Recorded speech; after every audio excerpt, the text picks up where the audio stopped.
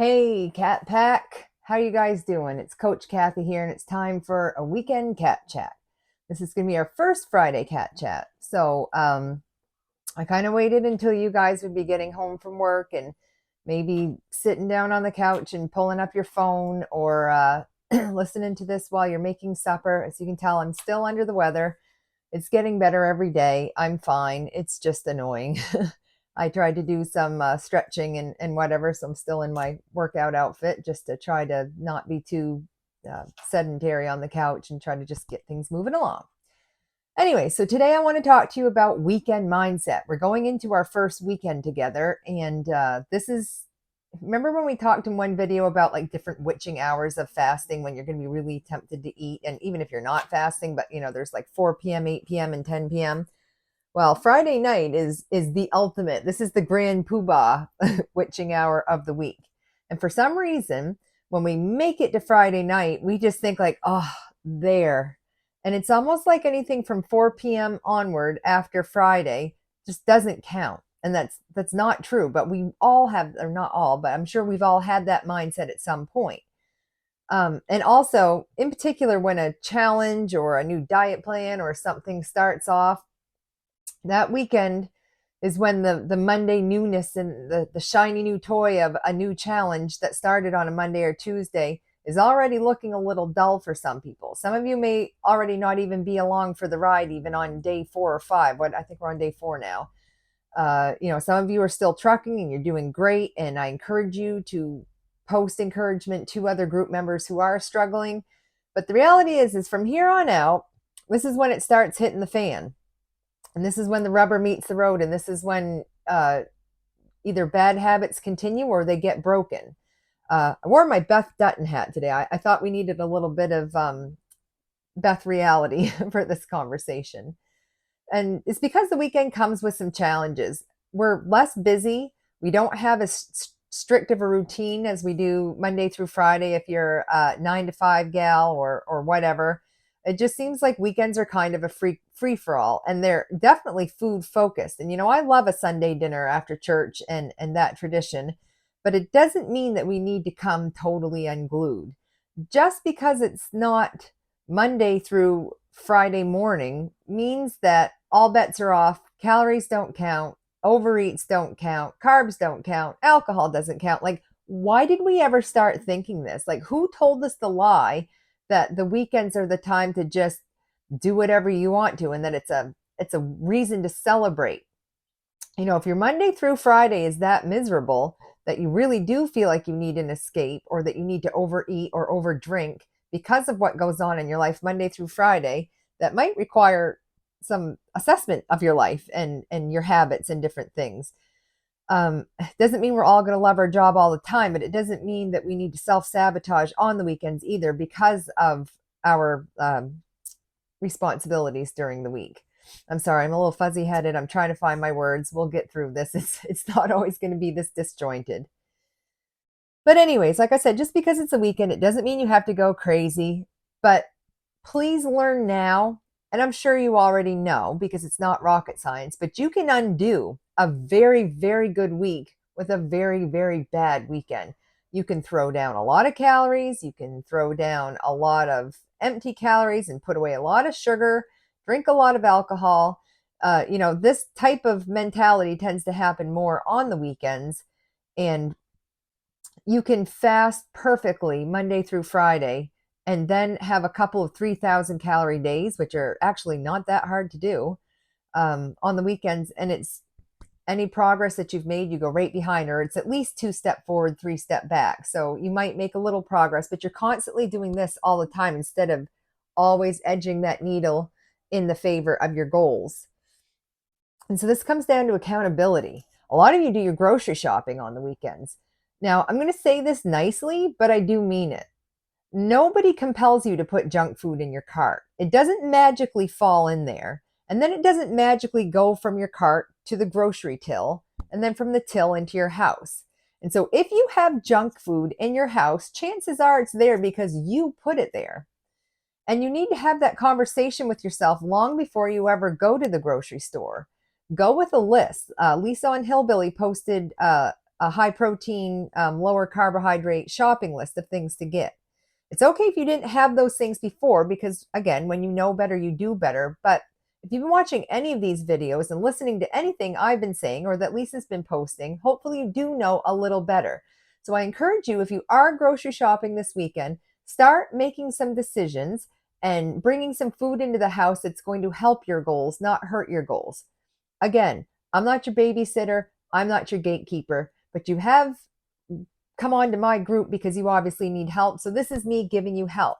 Help yourself. Help yourself with smart food choices. Don't go grocery shopping when you're hungry. Take an accountability partner if you need to. Set a budget.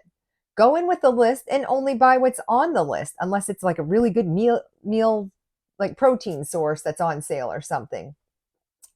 The fall is really bad for self-sabotage, and it's kind of like when the days get shorter, the evenings get longer, and comfort food comes a calling.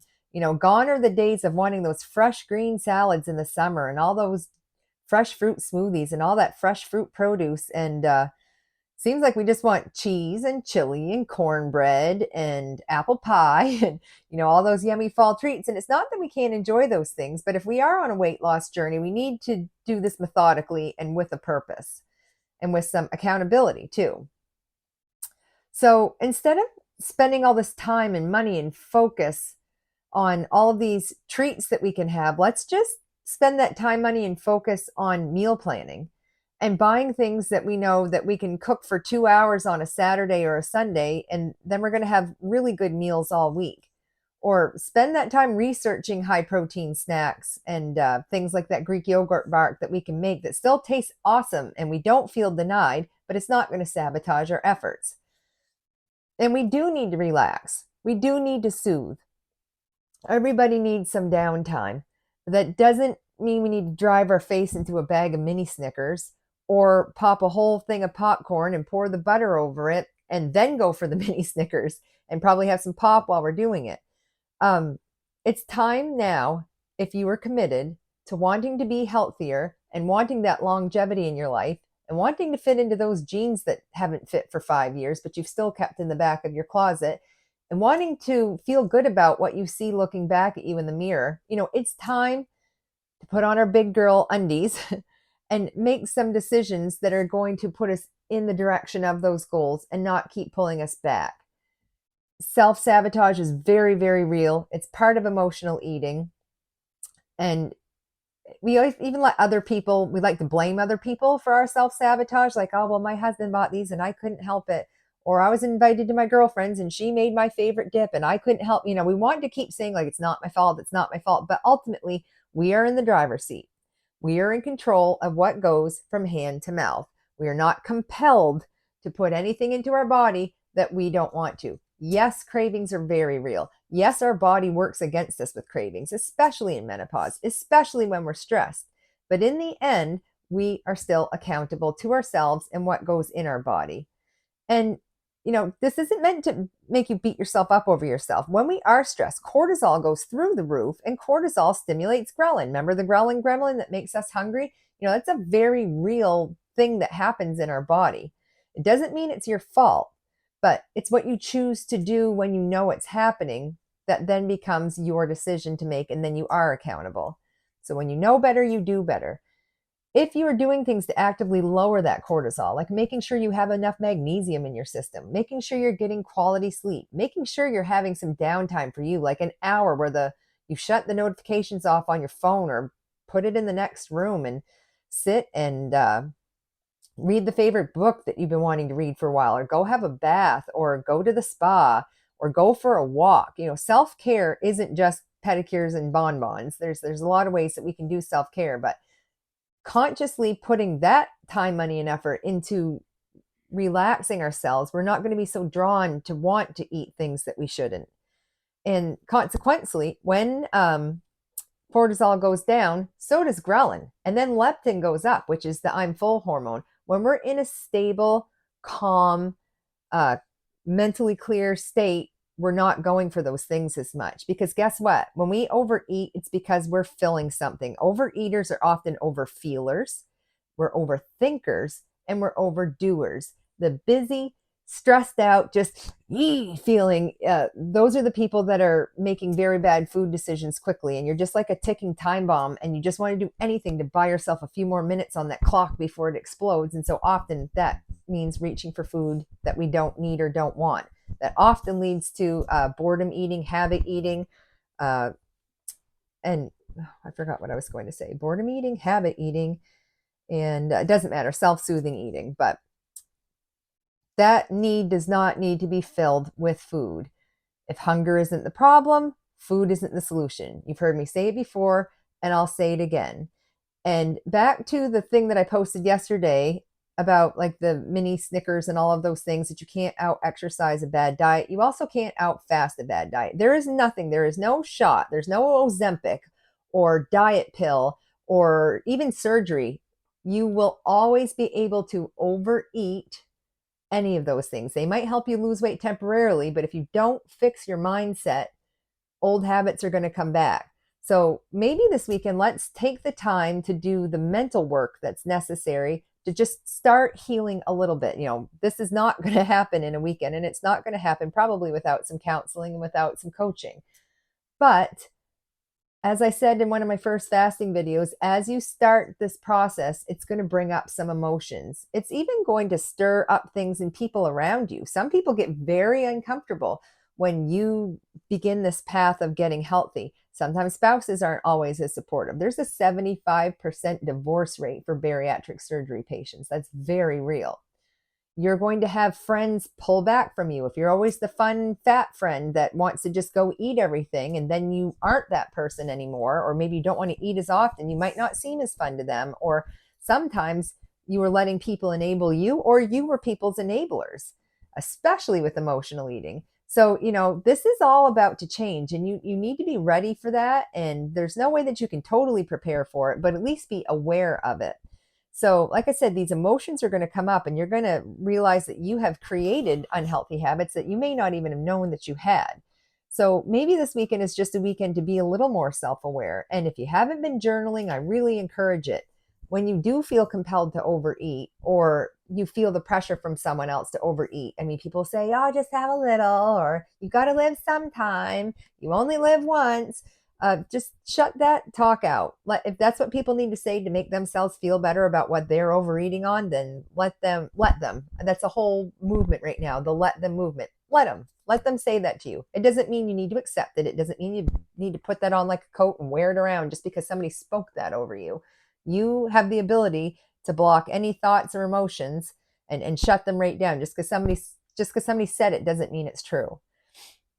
And so this is a 30-day challenge. It's a challenge for a reason. It's not supposed to be easy.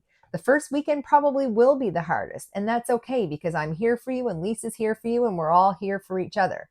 But what kind of a challenge would it be if things like this didn't come up? So it's going to be exposing a lot of things. Hopefully you're already experiencing some of those and are overcomer in some of those areas. And, if you're struggling, speak up, speak out, talk to me in inbox. We're here for you as a group, and I'm here for you privately. But let's get this weekend mindset under wraps, and let's just face this head on and know that just because we got done work at 5 o'clock does not mean we need to just have a free for all until Sunday night and then have that Sunday night dread that Monday's coming. Let's enjoy every single day of our life. Every day is a gift. If you've watched the news at all, life is short and time is precious, and it's not meant to be spent dreading Monday through Friday. It's not supposed to be meant dreading what the scale says. It's not supposed to be meant dreading what's in the grocery store that's going to tempt you. Let's learn some healthy coping mechanisms together and beat this once and for all, because I'm telling you, food freedom's awesome. It's awesome on this side. I feel like I'm absolutely living my best life, even with a cold right now. But it feels so good. That's why I'm passionate about this. I want this for you too. There's nothing special about me. I didn't, crack some code that nobody else has been able to crack. But time and consistency produce results. And we just need to get that ball rolling with all of you. And I know that we can. And I know you have it in you. So on that note, go into this weekend with intention. Do some things that are going to help your journey, not hurt your journey. If you've done some things this week that you're not particularly proud about when it comes to food choices, or maybe you broke your fast, That was yesterday. It's a new start all the time. Guilt and shame have no place in here at all. The more you do that, the more it perpetuates the stress, and that's going to make the cortisol go up, and that's going to make the anxiety go up. And we just got to get off that crazy train. So let's do it this weekend. Beth Dutton is talking to you and telling you to cut the crap. She'd probably say it a little more colorfully than that, but you know what I mean.